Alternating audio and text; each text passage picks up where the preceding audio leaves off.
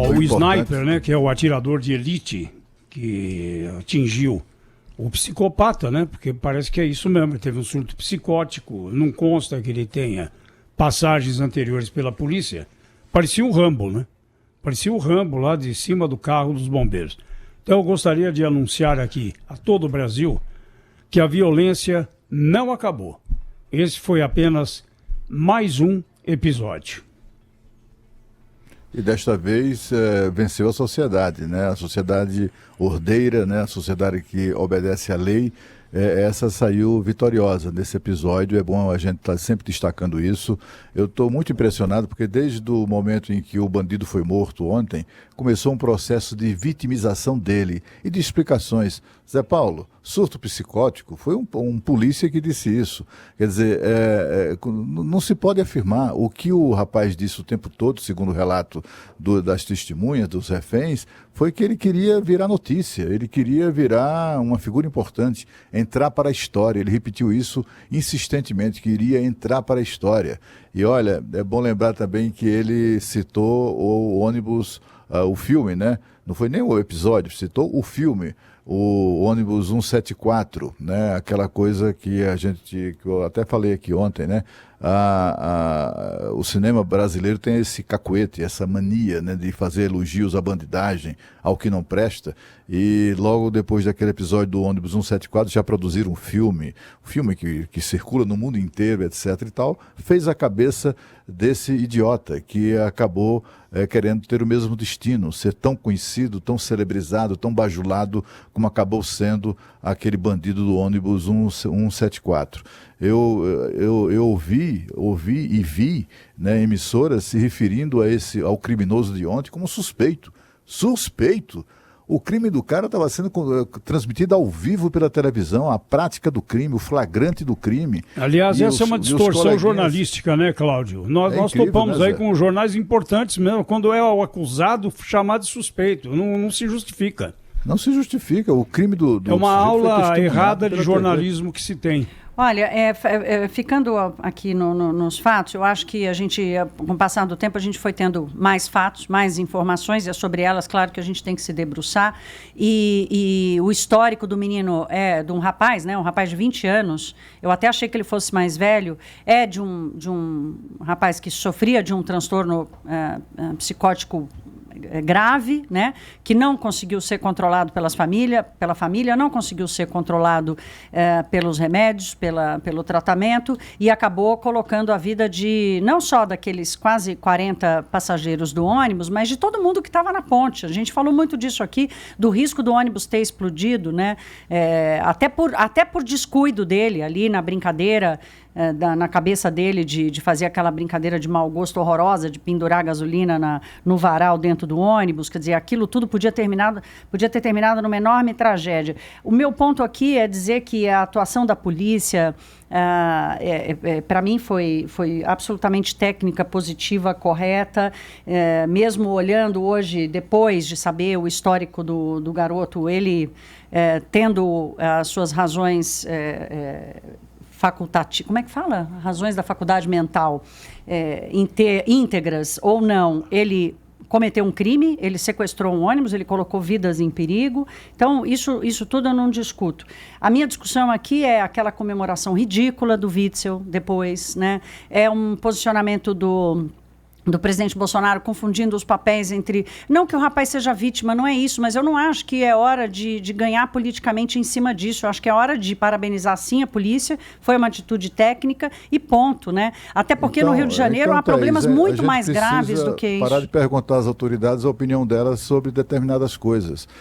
Mas nem precisa, né? O jeito que o cara desceu ontem do helicóptero... Caíram matando em cima da Janaína Pascoal ontem, por causa de uma declaração que ela deu sobre esse episódio. Então por que ligam para ela? Deputada, qual é a sua opinião? Ela se manifestou em rede social. Depois ficam dizendo que o deputado não tinha que fazer uma interferência política, né? Deveria fazer interferências técnicas sobre esse assunto, não sei o quê. Eles são políticos, eles têm que falar politicamente, eles têm que agir politicamente. É assim que funciona, infelizmente, né? Mas é assim que funciona. A comemoração do governador, olha, pior seria se ele descesse do aeroporto, como muita gente certamente pensava ou esperava, descesse do helicóptero chorando a morte do bandido. Eu achei estapafúrdia, eu acho que as coisas não se misturam.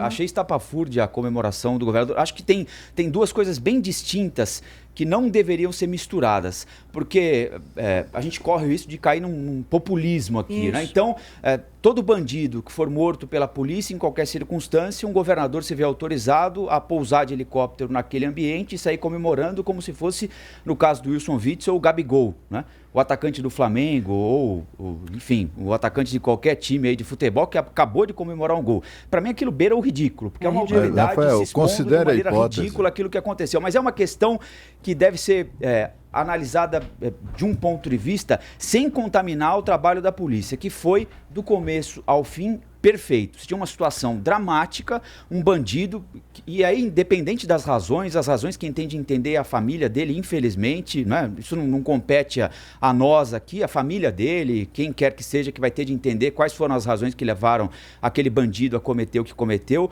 mas aqui a gente tem de pensar sim no papel das pessoas que estavam indo trabalhar 4h30 da manhã e viram o ônibus invadido por aquele sujeito ameaçando tocar fogo em todo mundo com gasolina e isqueiro. A polícia foi perfeita. E aí nós temos uma linha do tempo muito clara. É comparar 2000 com 2019. Vejam o que evoluiu o trabalho da polícia. Em 2000 houve uma determinação direta do governador para não usar sniper no caso do 174. E aí deu no que deu. Dessa vez não. Qual é a orientação técnica? Quem era o governador na época? Era o Antônio Garotinho, o governador na época. Façam o que for necessário para preservar a vida de todo mundo. Se não der para preservar a vida de todo mundo, que preservem a vida das vítimas. Então o trabalho policial foi perfeito, sem reparo. Mas, o que vem de político depois, de gente do governo e da oposição, Cláudio? Não, assim, só para lembrar, inclusive você está coberto de razão e foi muito feliz lembrando o episódio do 174, a interferência do governador, porque desta vez o governador não interferiu. Ele permitiu, deixou, autorizou que a polícia agisse tecnicamente. Foi coisa, né? Exatamente o que aconteceu. Agora, eu fico imaginando as pessoas que criticam lá o soquinho no ar do governador, que bobagem, né? Eu fico imaginando se o governador, se tivesse acontecido uma tragédia, se de repente a ação da polícia tivesse sido desastrosa, matasse metade alguns dos reféns. Imagina. Todos estariam hoje criticando o governador pela polícia incompetente, por haver interferido, enfim. E nem ele teria descido não existe de helicóptero, vida no si, né? Não existe vida no si, existe a vida na hora que você tem que tomar a decisão.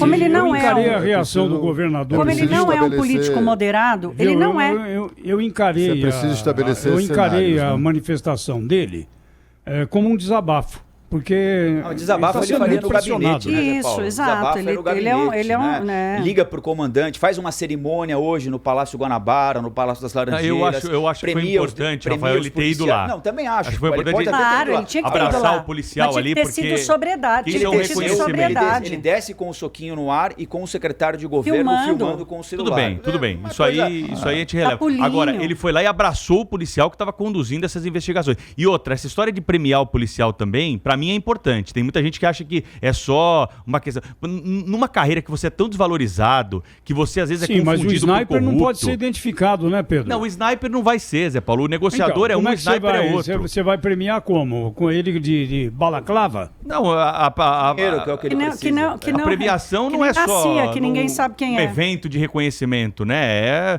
É você dar ali a pessoa o título pela ação exitosa no momento de extrema dificuldade, né? Então, o que a gente ouviu ontem de muitos especialistas, e aqui na Rádio Bandeirantes, eu repito, na entrevista que a gente fez, é que a polícia brasileira, o GAT aqui em São Paulo, o BOP no Rio de Janeiro principalmente, estão preparados, né, com o que há de mais moderno no mundo, de mais avançado, para lidar com essas situações, que não são situações fáceis. Estão colocando em risco pessoas que saíram de São Gonçalo 5 horas da manhã para trabalhar no Rio de Janeiro. São trabalhadores do Brasil. Sabe só o que eu queria pontuar para concluir da minha parte aqui? Para mim, nada pode suplantar o que a polícia do Rio de Janeiro fez de bom ontem. Nem a discussão sobre o soquinho no ar do Wilson Witzel, se ele devia ter ido, não devia ter ido. Nem a Érica Cocai, deputada do PT, que surpreendentemente não, né? Mas que em redes sociais pergunta por que a gente não entende que mensagem aquele rapaz queria passar mensagem depois que matando ele toca fogo quase na cabeça 40 de alguém, pessoas, entendeu? é. Então são coisas tão absurdas,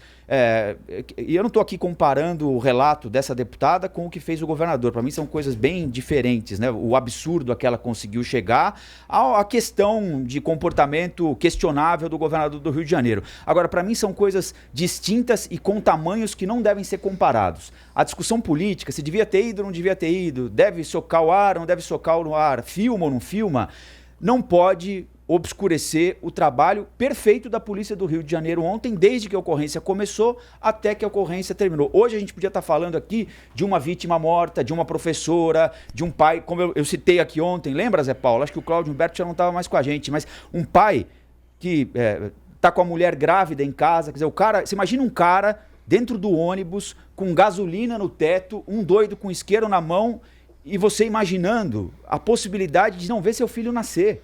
O que é isso? Então o trabalho da polícia foi correto, corretíssimo, fez o que tinha de fazer. Melhor para todo mundo se não tivesse nenhum morto. O cara vacilou, não se entregou, assumiu um risco, morreu. Isso é o mais importante. O que vem depois é periférico.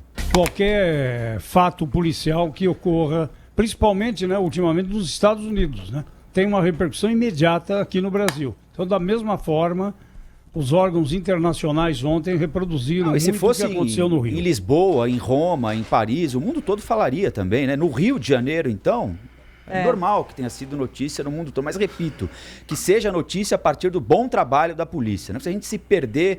A gente, quando eu digo o país, né? Não a gente aqui, mas o país se perder nessa discussão do Wilson Witzel, do deputado não sei da onde, de não sei quem. Sinceramente, o policial fez o que tinha de fazer. E para mim, importante dessa vez, a técnica suplantou a política até a hora em que tinha de suplantar. O que a polícia deve fazer é o que tem de ser feito. Quem estudou, quem se preparou para isso. Aí depois a gente pode avaliar e na próxima eleição ver se continua assim ou não. Eu até lembrei ontem no Bastidores do Poder uma coisa até curiosa, uma coincidência bastante curiosa. Houve em Brasília, há 11 anos atrás, um episódio muito semelhante, só que foi muito mais demorado, durou mais de 7 horas, de um assalto com reféns, 7 reféns em uma farmácia na cidade de Ceilândia, aqui do lado de Brasília. E o bandido acabou morto por um sniper, por um atirador de elite da Polícia Militar, posicionado a 100 metros do fato, né? E o rapaz o tempo todo ameaçando as pessoas, etc., com um revólver no pescoço. Ele dava uma gravata, a última vítima era uma moça, em que ele deu uma gravata e com a outra mão ele apontava o revólver para a cabeça dela. Ele, em algum momento, o sniper achou que era o momento adequado, o instante adequado, e mandou bala, acertou no olho do bandido e o matou imediatamente. Agora, a coincidência curiosa é que isso aconteceu no dia 20 de agosto, o mesmo 20 de agosto, só que de 2008. Eu estava lembrando com o Pedro aqui no estúdio do caso da Eloá, lembra? Pedro? Uma foi jovem 2007, que ficou sequestrada em poder do namorado. O Lindenberg Alves foi condenado. Aliás, ele está em Tremembé lá. Ele é um dos bandidos mencionados naquela foto aí. Da Ilha de Caras, do sistema penitenciário que veio ao ar recentemente. Para onde o Lula ia. Para onde o Lula ia, exatamente. E ele foi condenado, né, pelo crime. A polícia ficou lá negociando. O cárcere também, né? Foram horas, né? Foram horas. A menina terminou o namoro dias, com ele. Durou mais de um dia. A Eloá terminou o namoro com ele não aceitou, invadiu o apartamento que ela estava com a amiga, não é isso? Aí liberou depois a amiga, já fez refém. E chegou a aparecer na janela com ela, lembra? O governador do estado era o José Serra. Eu lembro bem disso, que ele era o governador, e a ordem dele para a polícia era o seguinte: façam o que tem que fazer, porém vamos negociar ao máximo, não vamos invadir. Só que ali houve falha, né, Pedro? Ali houve uma falha. Foi em outubro de 2008. Não consideraram a possibilidade de que ele pudesse matar a moça, né? Teve um tiro lá dentro. Teve um tiro lá dentro, por isso que a polícia invadiu, né? E aí? Você sabe que teve um episódio... Os dois morreram. Os dois não. Ela morreu e ele foi preso. Teve nesse caso Foram 100 horas. dessa menina, teve uma coisa curiosa também. O pai dela era um foragido da polícia de Alagoas. Isso. E aí, quando começaram a aparecer os pais, né, das vítimas, os familiares, etc. e tal, quando a polícia olhou, algum policial mais experiente lá olhou pela televisão, reconheceu o camarada e foi buscá-lo. Ele, então, acabou indo cumprir a pena que ele estava condenado lá no estado de Alagoas. O pai da vítima.